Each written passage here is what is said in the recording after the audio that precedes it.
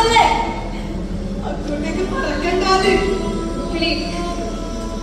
നീയെങ്കിലും പറഞ്ഞ രക്ഷപ്പെടാൻ നോക്കും. അതിന് ഈ ആകാശമല്ലല്ലോ.